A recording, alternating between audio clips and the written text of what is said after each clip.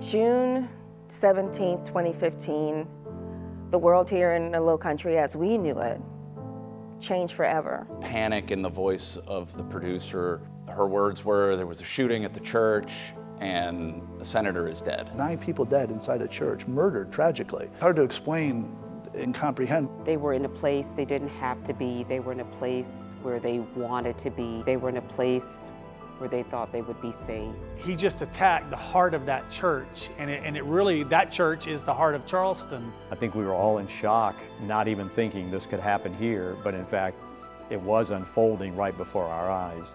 One of the biggest stories, the most tragic stories ever in Charleston's history.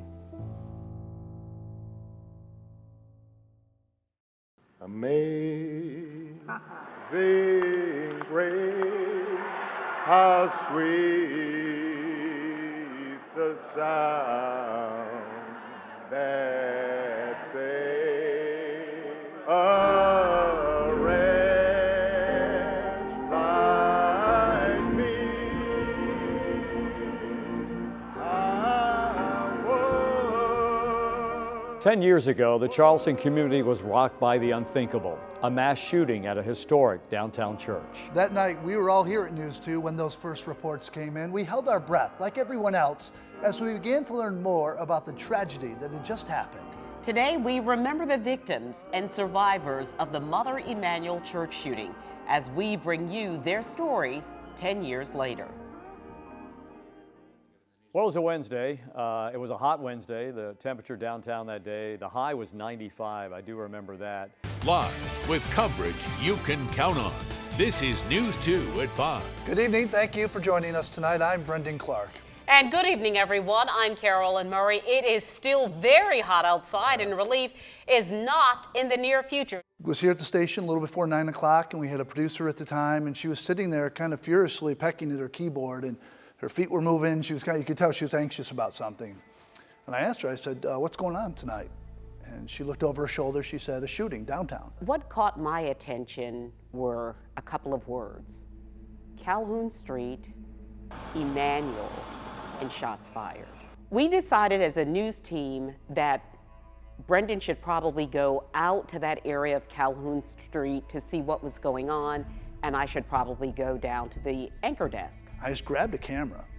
I threw a battery on it, threw a disc in it. I jumped in the car, said, I'm going down, Carolyn can be here. I went down to Emanuel AME, Mother Emanuel. And as you can imagine, it just, took me back.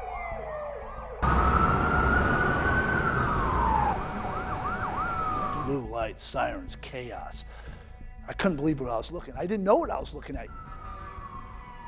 And I'd never seen this kind of law enforcement reaction ever in Charleston, South Carolina. And I got back, called the producer. I said, we got to go live down here, send everything we got. We got something bad going on. I'm not sure what it is. Reports were just coming in. You didn't know. No one knew at the time what had happened. We knew something bad had happened. We had no idea the scale of it. So in that moment, I realized pretty quickly I was wearing 2 hats, because I was a journalist and I knew I needed to get down to the news set.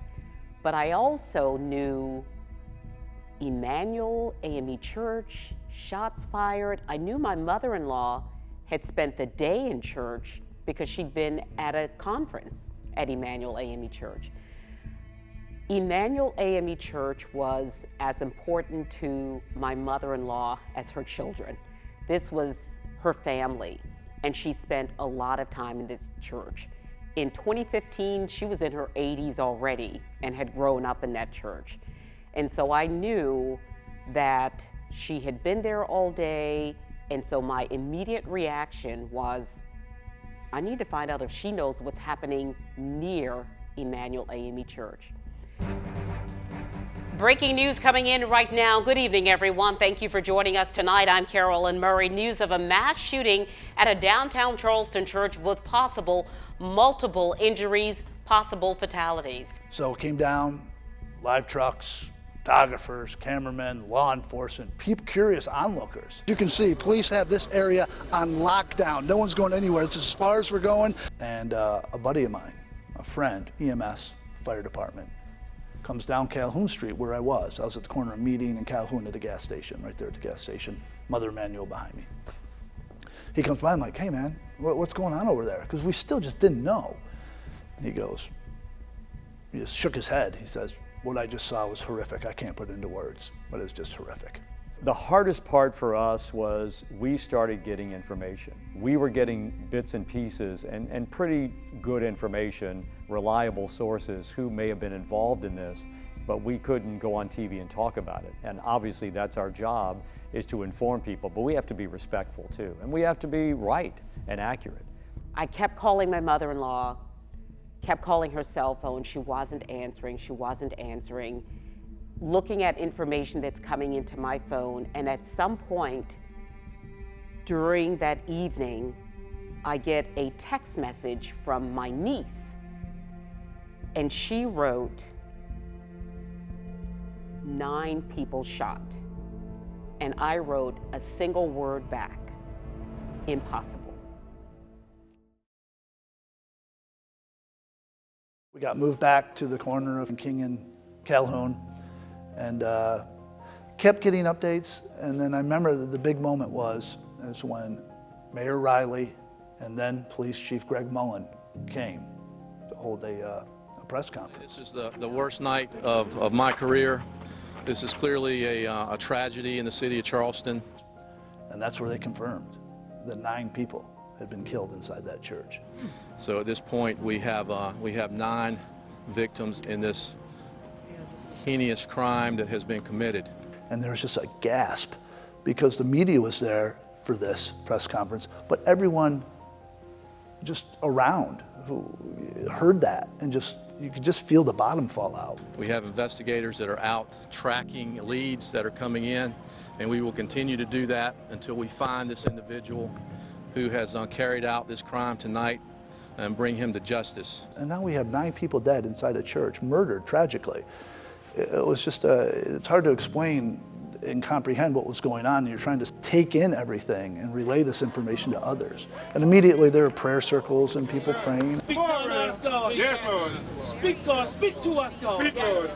God, in the morning. In the morning, Lord. Keep this community together, God. Yes, Lord. I was anchoring. We were live coverage until probably 4 or 5 in the morning. And, and then the morning crew comes in and takes over. I remember waking up at around 9:30 p.m. to my phone ringing like crazy, several text messages. And I remember looking at the phone and reading the text messages and thinking, I must still be sleeping. This has to be a nightmare. It can't be real. Panic in the voice of the producer. Her words were, there was a shooting at the church and a senator is dead. You know right away that this is going to be one of those events that's going to last a long time, and it's going to be ingrained in the memories of people for forever around here. By the time I got downtown, there was still a massive police presence because you're still looking for a shooter at that point, very actively looking for a shooter locally. We are looking for a white male, approximately 21 years old, sandy blonde hair, and he is extremely dangerous. I was here at the station in the studio, and my news director at the time, I guess he could see I was a mess, asked me if I was okay to go on, and to be honest, I wasn't, but I knew I had to. I knew I had to. I can honestly say in nearly 25 years of being in this news industry, that morning was one of the worst days. We covered the story as details continued to unfold. And the whole time, it was like I was doing my job, but my mind was really thinking, oh my God.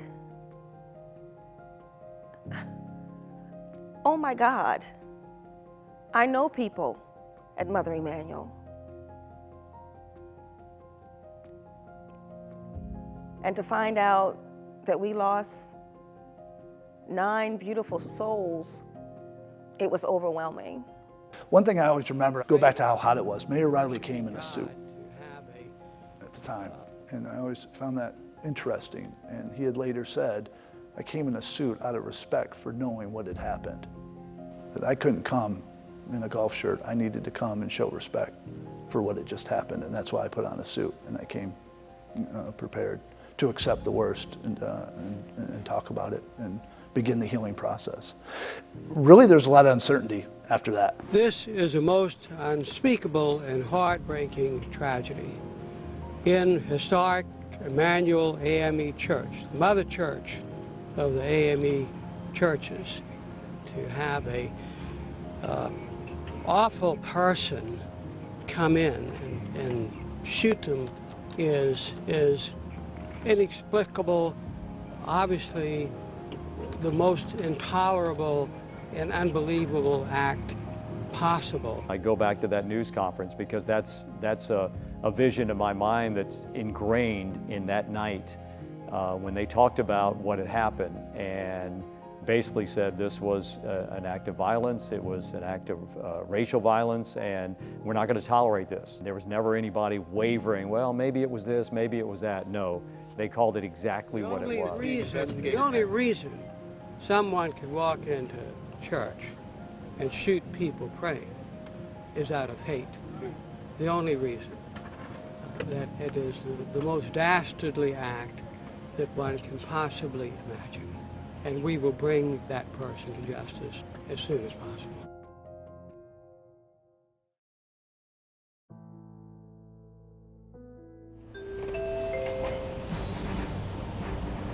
We are live in downtown Charleston on the scene of a mass murder at the Emmanuel AME Church in downtown Charleston.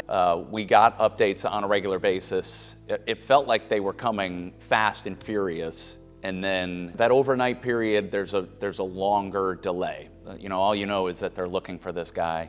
Police saturating the area, still looking for this shooter who came in last night in the 9 o'clock hour and opened fire inside this church. I'm gonna say early afternoon, maybe late morning, that the video started to come out. We saw him walking into the church. Have photos of the suspect and the suspect's car. They're looking for a white male, 5'9", with a bowl cut. They said this man is considered armed and very dangerous. They had the description of the car. They had the security camera right away from the church. So they had a pretty good description of him. It was the early part of the day when he was discovered somewhere around 77, like near Charlotte. I am very, very pleased to announce that we have made an arrest in this case. The man who participated in a Bible study at Mother Emmanuel AME before police say he pulled out a gun and killed them, locked up in isolation at the Charleston County Jail. Was caught about 250 miles away, about 14 hours after that shooting near Shelby, North Carolina. Tonight, the Lowcountry relieved that he is now in police custody, but many continuing to grieve and ask why. They got him. They got him, they found him, and they have him in custody, and you could feel it. I think that was a shot in the arm for everybody in this community, and to be able to convey that to them, because you could feel just the weight of it from everybody. It puts you in a much better frame of mind to continue the coverage. When he was pulled over and arrested there in Shelby, North Carolina, and will eventually be brought back here to Charleston, where the process will begin.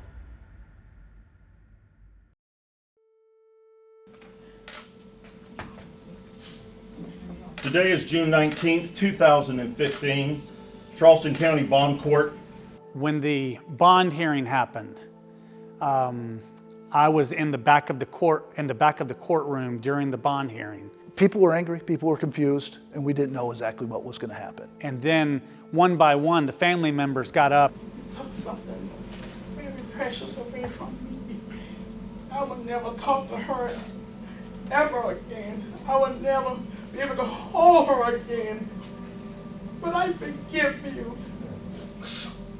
and have mercy on your soul. I can still hear her voice and the pain and the emotion in it. And it was so hard to handle at the point. And she was in so much pain. You hurt me You hurt a lot of people. But God forgive you. And I forgive you. The family members got up and started saying, "I forgive you," to this man who had just killed their family members. This is the Wednesday night Bible study group. That's exactly what Jesus would have them do. You know, I forgive you, my family forgive you. What they did for all of us is just show how wonderful these families are, having just lost a loved one, and how much they rely on their faith to get them through. We welcome you Wednesday night in our Bible study with open arms. You have killed some of the most beautifulest people that I know. Every fiber in my body hurts, and I'll never be the same. Tawanza Sanders is my son, but Tawanza was my hero. Tawanza was my hero. But as we said in Bible study, we enjoyed you, but may God have mercy on you. It's a church that is abundantly prosperous when it comes to uplift and support and showing love to people, particularly those who have been disenfranchised, marginalized, and hurt. We have no room for hate, so we have to forgive. For those who grew up being taught a certain thing, they realize that forgiveness is not about that person who created the harm.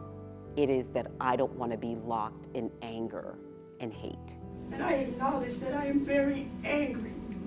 But one thing DePayne has always joined in our family with is that she taught me that we are the family that love built. I remember just sitting around and thinking and looking at each of these family members, thinking about what they've gone through and then the strength they have to stand up and forgive him. And I know this, you know, I'm a Christian personally, but I thought about Jesus on the cross going, Father, forgive them. And I thought that's exactly what these folks are saying. They're doing exactly what Jesus would have them do. When those families stood up in that courtroom,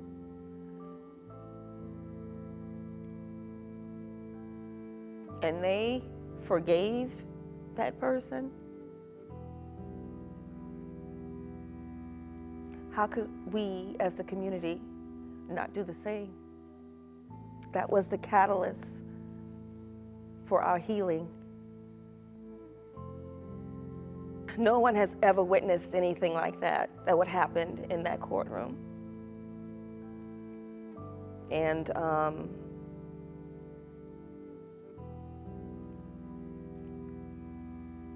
we here in the Low Country, we became stronger. We became united.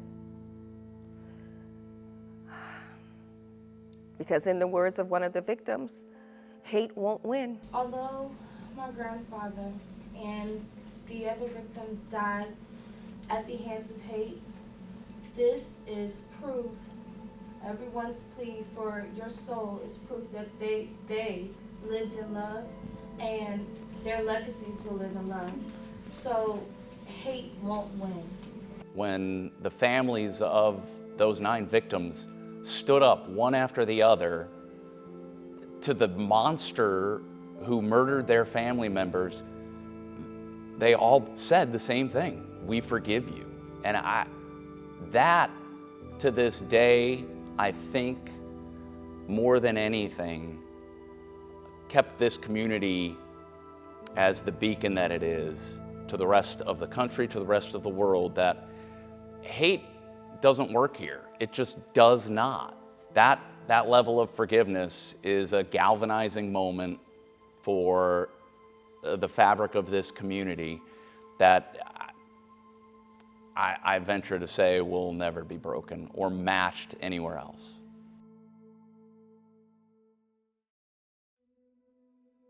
You know when you're an Emmanuel because people just walk a little differently. They stand up a little bit straighter, and a lot is expected of you. The more the information came out about how they welcomed that person into the Bible study.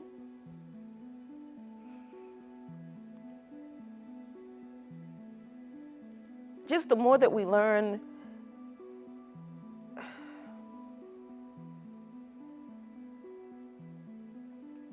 the more the heartbreak. Everybody who knows church and knows churches knows that the Wednesday night Bible study, that's the core.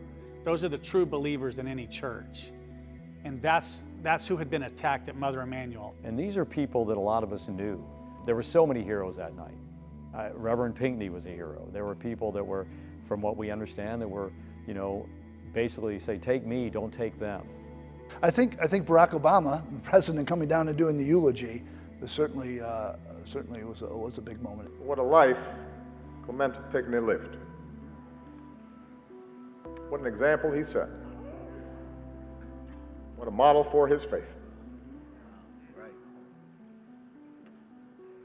And then to lose him at 41, slain in his sanctuary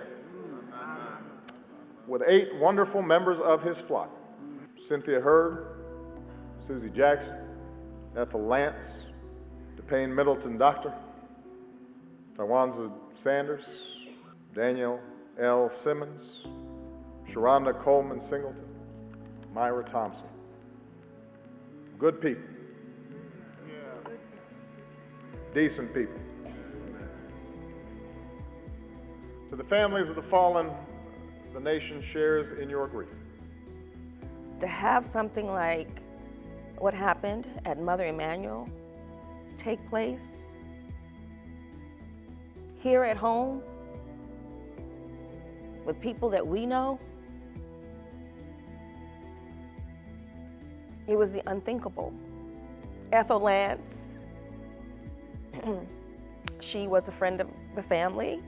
She was a dear friend of my aunt. She went on family vacations with us. I knew several others, but I had a family connection to Ethel Lance. My father has a half-sister, Myra Thompson. And Myra had the responsibility of leading Bible study that night. Bible study started late, but they even considered canceling Bible study, and they didn't. They said, no, we're going to do it anyway, and they did.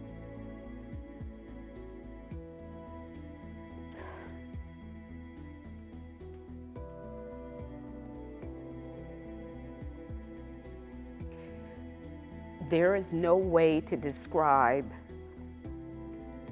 the guilt you feel when there is a degree of relief when my mother-in-law answered the phone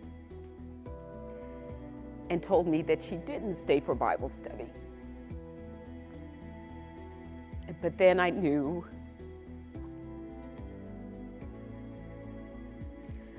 the fate of those who did. I mean, there's no way to really feel relief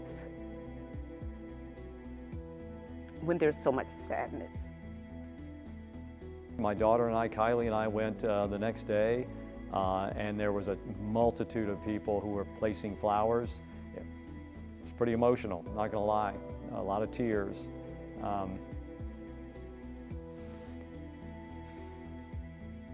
Yeah, because it was hard.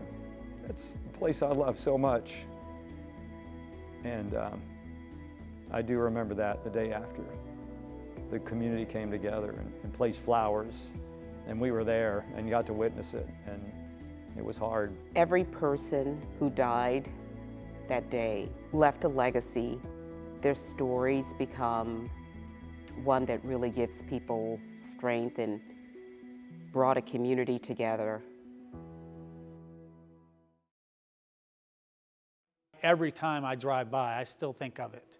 And I think about those families, the people who survived. I think about the family members of those who did not survive and pray for them that they're able to continue to get through what I'm sure even 10 years later is still a long road they have to walk. There were some folks who survived, and they'll be scarred for life. I know they are scarred for life because they were there in the room, or they were there in another room hiding, or whatever it might have been when the young man did what he did. I'm not going to say his name.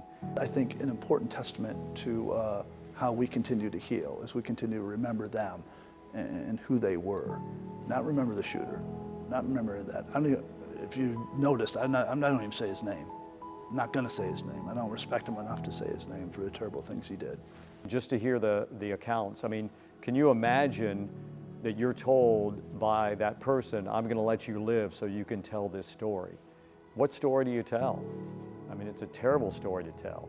I think about a conversation with Miss Felicia Sanders, who is one of the survivors, and she described closing her eyes to pray and then hearing 77 gunshots. 77 gunshots. And she says, to this day, she will never close her eyes to pray again. She described holding her granddaughter, Kamaya, so close under her body that she thought she had suffocated her, and holding her son's hand and trying to convince him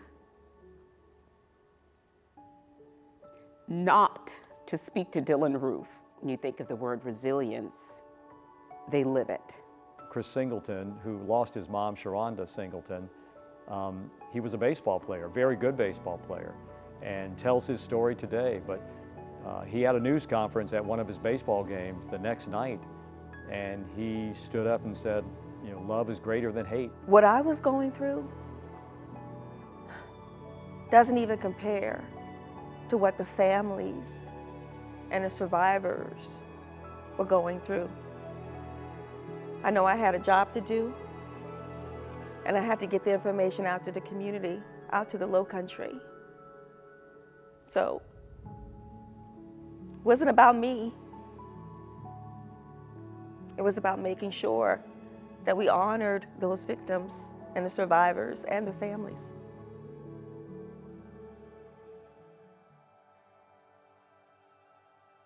"10 years later, Mother Emanuel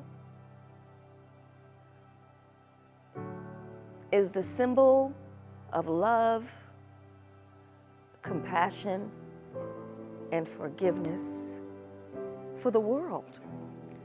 Mother Emanuel is still standing, still steadfast, still strong, still saving souls. I don't think for one second any of us thought that it would be the thing that would tear the fabric of this community apart, because to me that is an unbreakable fabric. The Low Country, I felt, gathered around the members of Mother Emanuel, and we, like I said, I felt like we as an entire Low Country were a family together. You know, so often we use the word love, and I don't think you could ever talk about love enough. I'm grateful to what that church has been in this community and what it continues to be. The lasting impact is that Charleston weathered a very horrible storm, and we came through it together. We didn't divide. We didn't fight each other about it. Charleston kind of showed the country what can happen when you unite and not divide. You come together and you heal together, and that's exactly what we continue to do even 10 years later. Charleston is so resilient. We hate that these bad things have happened, but you know, we had an earthquake in 1886, and Charleston survived that. Of course, there have been fires, there have been tornadoes, there's been Hurricane Hugo that everybody kind of got together, the firefighters, and then of course Mother Emanuel, but there's just something about this community. Maybe that's why I love it so much. The legacy of those who lost their lives will be carried on, and they're going to live on in this community forever. And here it is, hard to believe, the 10th anniversary of the shooting that we'll never forget.